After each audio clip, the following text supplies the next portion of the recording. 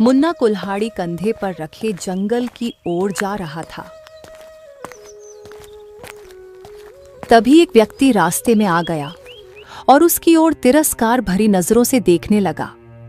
मुन्ना, कहाँ चले? जंगल जा रहा हूँ, लकड़ी काटने। फिर वही बेकार की मेहनत। जब भी तू लकड़ियां काट कर लाता है, कुछ ना कुछ ऐसा होता है कि बेच ही नहीं पाता। और आज देखना, फिर कोई मुसीबत तेरे साथ जरूर होगी। मुन्ना गहरी सांस लेते हुए आगे बढ़ गया। व्यक्ति हंसता हुआ चला गया। कुछ देर बाद मुन्ना पास के जंगल के बीचों बीच लकड़ियां काटने में जुटा था। कटाई पूरी होने के बाद वो लकड़ियों का गट्ठर बांध ही रहा था कि अचानक उसे एक भेड़िए की आवाज सुनाई दी। भेड़िए को देखते ही मुन्ना घबरा गया और लकड़ियां छोड़कर भागने लगा। मुन्ना बिना पीछे देखे भागता रहा। मुन्ना गांव पहुंचते ही हाँफने लगा। तभी कुछ गांव वाले उसे देखकर हंसने लगे। अरे अरे, मुन्ना फिर भागकर आया क्या भाई? लगता है जंगल में कोई मुसीबत आ गई है। कहीं ऐसा तो नहीं कि जंगल के जानवरों ने भी इसे मनहूस मान लिया हो? मुन्ना ने कोई जवाब नहीं दिया और चुपचाप अपनी झोपड़ी में चला गया। आज तो बाल बाल बच गया, नहीं तो आज मेरा मरना तय था। वो घर पर बैठा ही था कि तभी गांव का सेठ श्याम लाल अंदर आ पहुंचा और मुन्ना को क्रोधित नजरों से देखता हुआ बोला। ए मुन्ना, कितनी बार तुमको याद दिलाऊं? तुम्हारा कर्ज चुकाने का समय अब आ गया है। सेठ जी, मैं जल्दी आपका कर्ज चुका दूंगा। वो क्या है कि आज मैंने जंगल में बहुत अच्छी लकड़ियां काटी थी, मगर। अरे क्या मगर? तू हमेशा कोई न कोई बहाना बना लेता है और फिर बोलता है ये था, वो था, ऐसा था, वैसा था। अरे हाँ, मेरी तकदीर ही खराब है सेठ जी। तो मैं क्या करूं? सीधी बात है, सुन।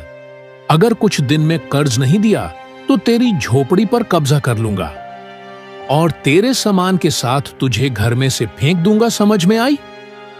इतना बोलकर सेठ गुस्से से बाहर चला गया और मुन्ना फिर उदास बैठकर सोचने लगा। अगली सुबह मुन्ना कुल्हाड़ी लेकर जंगल की ओर जा ही रहा था कि रास्ते में बूढ़ी अम्मा मिल गईं। सुना है कल गांव के लोगों ने फिर से तेरा मजाक उड़ाया। तभी एक व्यक्ति वहां आया और मुन्ना का मजाक उड़ाने लगा। शर्म करो, किसी की मेहनत का मजाक उड़ाना आसान होता है, लेकिन तकदीर का फैसला इंसान नहीं करता। ये सुनकर वो व्यक्ति गुस्सा होता हुआ चला गया और मुन्ना चुपचाप जंगल की ओर बढ़ गया। मुन्ना ने मेहनत से लकड़ियां काटकर और गट्ठर बांधकर सिर पर रख लिया। वो खुद से बोला, आज तो किसी भी हालत में लकड़ियां बेचकर ही आऊंगा, चाहे जो हो जाए। जैसे ही वो जंगल से बाहर आया, अचानक एक भयंकर आंधी आई। तेज हवाओं से उसकी लकड़ियां चारों ओर बिखर गईं। मुन्ना बेबस होकर देखता रहा। अरे, ये क्या हो क्या रहा है मेरे साथ? मेरी मेहनत हमेशा बेकार चली जाती है, क्या करूं? निराश होकर मुन्ना गांव लौट आता है और गांव वाले फिर से उसका मजाक उड़ाने लगे। अरे देखो देखो, लगता है आज फिर लकड़ियां नहीं बेच पाया बेचारा। मुझे लगता है रब ने इसे सिर्फ मेहनत करने के लिए बनाया है, फल पाने के लिए नहीं। मुन्ना बेचारा चुपचाप घर चला गया। उसके घर खाने को कुछ भी नहीं था, वो भूखा ही सो जाता है। अगले दिन मुन्ना फिर से जंगल गया और लकड़ियां काटकर गांव की सीमा तक ले आया। मुन्ना फिर खुद से कहता है, आज कुछ भी हो जाए, आज तो मैं अपनी लकड़ियां बेचकर ही रहूंगा, चाहे जो हो जाए। और लकड़ी बेचकर सेठ के पैसे भी दे दूंगा। तभी अचानक बादल गरजने लगे और तेज बारिश हो गई। एक व्यक्ति हंसते हुए बोला, जैसे ही तू लकड़ियां घर लाया, बारिश आ गई। लगता है तेरी बुरी किस्मत पूरे गांव पर भारी पड़ने वाली है। मुन्ना अपमान से भर उठा, लेकिन उसने कोई जवाब नहीं दिया।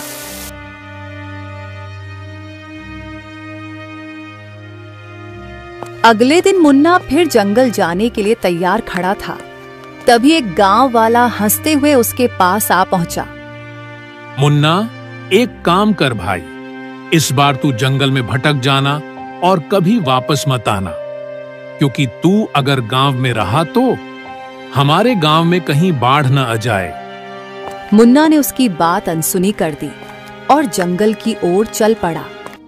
जंगल पहुंचकर मुन्ना एक बड़े वृक्ष के नीचे बैठकर उदास होकर आंसू बहाने लगा। गांव वाले सच कहते हैं, मेरी किस्मत ही फूटी हुई है। जब भी लकड़ियां काटकर बेचने जाता हूं, कोई न कोई मुसीबत आ जाती है। श्याम सेठ का कर्ज भी सिर पर चढ़ा है। अरे अब करूं तो क्या करूं? तभी एक बूढ़ा वहां आ पहुंचा और मुन्ना को रोते देख ठहर गया। बेटा, ओ बेटा, ये तुम्हारी आंखों में आंसू क्यों हैं? बाबा, जिसकी तकदीर फूटी हो उसकी किस्मत में आंसू ही होते हैं। मैं लकड़हारा हूं, लेकिन बस नाम का। जब भी लकड़ियां बेचने जाता हूं, कोई न कोई बाधा आ जाती है। सेठ का कर्ज बढ़ता जा रहा है और गांव में सब मेरा मजाक उड़ाते हैं। बस बस, अपनी तकदीर पर मत रो बेटा। शायद तुम्हारी तकदीर में बड़ा आदमी बनना लिखा हो। मुन्ना चौंक गया और गुस्से में खड़ा हो गया। अरे जाइए बाबा जी, पहले से ही परेशान हूं और आप और मजाक बना रहे हैं। अरे जिसकी किस्मत में एक ढंग का काम नहीं लिखा, वो बड़ा आदमी कहां से बनेगा? अच्छा हुआ कि गांव वाले यहां नहीं हैं, नहीं तो वो और मजाक बना देते। बूढ़ा मुस्कुराते हुए वहां से चला गया। मुन्ना अपने आप से बोलने लगा, अब मैं गांव वापस नहीं जाऊंगा, जंगल में ही अपना घर बनाकर रहूंगा। नहीं जाना मुझे गांव। मुन्ना कुल्हाड़ी उठाकर जंगल में आगे बढ़ गया। मुन्ना चलते चलते एक खंडहर के पास पहुंच गया। खंडहर को देखकर वो हैरान रह गया। अरे ये तो बड़ा विचित्र खंडहर है। अंदर क्या है? अंदर चलकर देखता हूं। मुन्ना धीरे धीरे अंदर चला गया। उसने देखा कि वहां सुंदर घने वृक्ष थे। कुछ वृक्ष चंदन के भी थे। उसकी नजर एक विशाल पत्थर की मूर्ति पर पड़ी, जो एक सुंदर लड़की की थी। अरे वाह, ये तो किसी राजकुमारी की मूर्ति लगती है, लेकिन इस खंडहर में क्या कर रही है? मुन्ना मूर्ति के पास बैठ गया और मूर्ति को देखकर मुस्कुराते हुए बोला, क्या वक्त है, क्या समय है? तुम भी अकेली हो, मैं भी।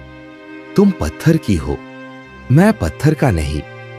लेकिन जब लोग मेरा मजाक उड़ाते हैं, तब मैं पत्थर जैसा हो जाता हूं। मेरा दिल बहुत दुखता है। क्या करूं? जवाब देने का कोई फायदा भी तो नहीं है, है ना? मुन्ना काफी देर तक मूर्ति से बातें करता रहा। फिर पेड़ों को देखकर बोला, हाँ, ये लकड़ी बहुत महंगी बिकेगी, इसे काटता हूं। इतना बोल के वो कुल्हाड़ी उठाकर लकड़ियां काटने लगा और गठरी बनाकर गांव की ओर लौट गया और बाजार में लकड़ी बेचने लगा। तभी एक व्यापारी वहां आ पहुंचा। ओ भैया, ये लकड़ी तो बड़ी सुंदर है, ये तो चंदन की लग रही है। देखो भैया, लेना हो तो लो, नहीं तो आगे बढ़ो।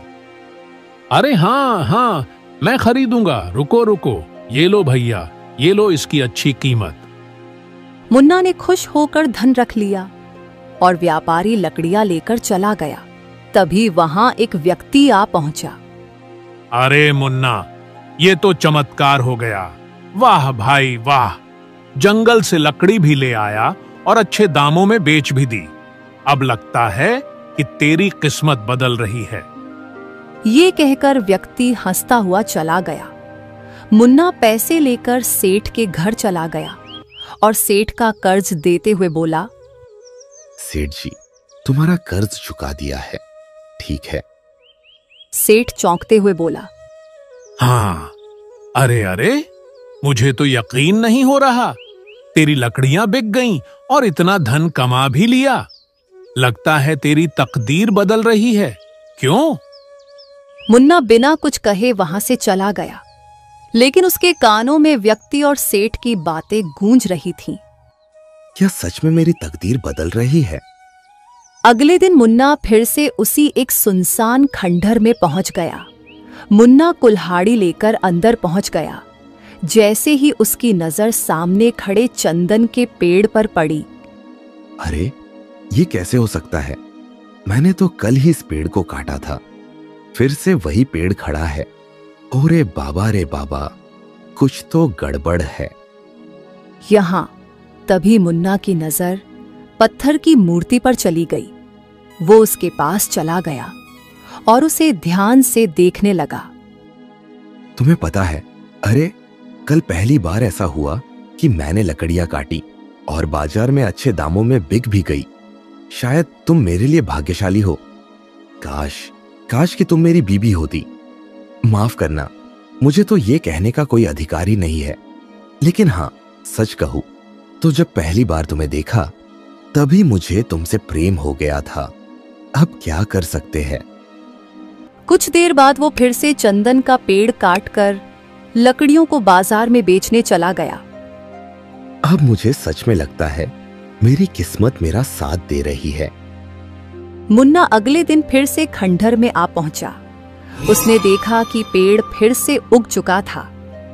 ओरे बाबा रे, फिर से वही पेड़। ओरे बाप रे बाप, ये तो जरूर कोई जादू लग रहा है। मुझे लगता है ये हवेली जादुई हवेली है। इतना बोलकर वो मुस्कुराते हुए मूर्ति के पास उसके सामने बैठ गया। तुम बहुत ही रहस्यमय हो, लेकिन न जाने क्यों तुम्हें देखकर मेरा मन हल्का हो जाता है। शायद इस खंडर की वीरानी तुम्हारी वजह से कम हो गई है। बहुत दिन बीत जाते हैं। मुन्ना हर रोज खंडर में जाकर मूर्ति से बातें करने लगा और चंदन की लकड़ियों को बाजार में बेचने लगा। उसकी किस्मत चमकने लगी। जो लोग मुन्ना का मजाक उड़ाते थे, अब वही मुन्ना का सम्मान करने लगे। एक दिन मुन्ना मूर्ति के पास बैठकर गहरी सांस लेते हुए उससे बोला, तुम मेरी साथी बन गई हो। तुम्हें देखे बिना मेरा दिन नहीं कटता है। काश तुम पत्थर की नहीं बल्कि जीवित होती। मुन्ना ने इतना कहा ही था कि तभी पत्थर की मूर्ति से एक सुरीली आवाज मुन्ना के कानों में टकराई। मैं कब से तुम्हारी बातें सुन रही थी मुन्ना। तुम्हारी सच्चाई ने मेरे अंदर की आत्मा को जगा दिया है। अब मैं तुमसे बात कर सकती हूँ। पत्थर की मूर्ति को बात करते हुए देखकर मुन्ना घबराकर इधर-उधर देखने लगा। तुम चौंको मत मुन्ना, ये सच है। ऐसा लगता है जैसे मैं फिर से जीवित हूँ। तुम विश्वास नहीं करोगे, लेकिन जब तुम चले जाते हो तो मुझे बहुत बुरा लगता है। मैं हर रोज तुम्हारे आने का इंतजार करती हूँ। मेरा बिल्कुल भी मन नहीं लगता है। अच्छा, और तुम्हारे श्राप का अंत कैसे हो सकता है? मेरा श्राप केवल वही व्यक्ति तोड़ सकता है जो पहाड़ों पर रहने वाली बकरी को वहां रहने वाले दानव से छुड़ा कर लाएगा। इस श्राप का उस बकरी से क्या लेना देना है? बहुत समय पहले मेरी वजह से वो बकरी उस दानव ने पकड़ ली और आने वाली अमावस की रात को वो दानव उस बकरी को मार डालेगा, जिससे उस दानव की शक्ति और बढ़ जाएगी। लेकिन तुम पत्थर कैसे बनी? ये सब होता देख एक बूढ़े ने मुझे बद्दुआ दी थी कि जब तक ये बकरी आजाद नहीं होगी तुम पत्थर की रहोगी। उसकी बद्दुआ से रब ने मुझे ऐसा कर दिया। ठीक है, मैं तुम्हारे लिए वो सब करूंगा जिससे तुम ठीक हो जाओ। पर मुन्ना, वो दानव बहुत खतरनाक है। तुम्हें छुपकर उस बकरी को यहाँ लाना होगा। ठीक है, मैं उस बकरी को यहाँ जरूर लाऊंगा। मुन्ना वहां से चला जाता है। पहाड़ पर एक बहुत ही खतरनाक दानव रहता था। मुन्ना पहाड़ों की तरफ पहुंच जाता है। कुछ देर तक चलने पर मुन्ना उस गुफा के पास पहुंच जाता है। पहले मुझे देखना होगा कहीं दानव जगा हुआ तो नहीं है। मुन्ना चुपके से गुफा के अंदर देखता है। बो देखता है दानव सो रहा होता है। मुन्ना यह देखकर अंदर जाता है। उसको बकरी दिख जाती है। बो चुपके से बकरी के पास जाता है और बकरी को बाहर ले आता है। फिर मुन्ना उस पत्थर की मूर्ति के पास पहुंच जाता है। देखो, मैं इस बकरी को ले आया हूँ। तभी वो मूर्ति एक सुंदर लड़की के रूप में आ जाती है। वाह, तुम तो ठीक हो गई हो। हाँ मुन्ना, तुम्हारी वजह से मैं बिल्कुल ठीक हो गई। मेरी एक गलती ने मुझसे मेरा सब कुछ छीन लिया। अब मेरा तुम्हारे अलावा कोई नहीं। क्या तुम मुझसे शादी करना चाहते हो? हाँ, जरूर। पर मैं बहुत गरीब हूँ और मेरी किस्मत भी बहुत खराब है। तुम मेरे साथ नहीं रह पाओगी। तभी वो पास खड़ी बकरी बोल पड़ती है। तुमने मुझे उस दानव की कैद से छुड़ाया। मैं बोलने वाली बकरी हूँ और मैं एक समय में 1 महीने की बराबर दूध देती हूँ। ये सब सुनकर मुन्ना और मुन्नी चौंके रह जाते हैं। वाह, तुम तो बोलने वाली बकरी हो। ठीक है, हम तुम्हें हमेशा अपने साथ ही पालेंगे। उसके बाद ईमानदार मुन्ना का जीवन बहुत अच्छा हो जाता है और वो अपनी पत्नी और अपनी बकरी के साथ खुशी खुशी रहने लग जाता है। प्यारे दोस्तों, हमारा टाइम कितना भी बुरा हो लेकिन हमें कभी हिम्मत नहीं हारनी चाहिए और अपना काम हमेशा मेहनत से करना चाहिए। प्यारे दोस्तों, इस कहानी को लाइक, कमेंट और चैनल को सब्सक्राइब करना बिल्कुल ना भूलें। Thank you.